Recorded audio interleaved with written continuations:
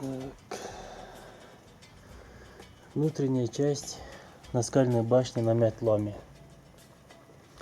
Приспособлена, скорее всего, для жилья человека. Так как есть хозяйственные ниши, есть несколько бойниц, есть окно на довольно-таки высоком уровне. Вот бойница, для видимости снизу. Вход стандартный. И с этой стороны стена уже обвалилась. Но в любом случае идеальный вид на Джарайское ущелье. Полностью Нарнкинское ущелье, вид шикарный. Вот внизу лежит Байни, мы видим. Харп мы видим.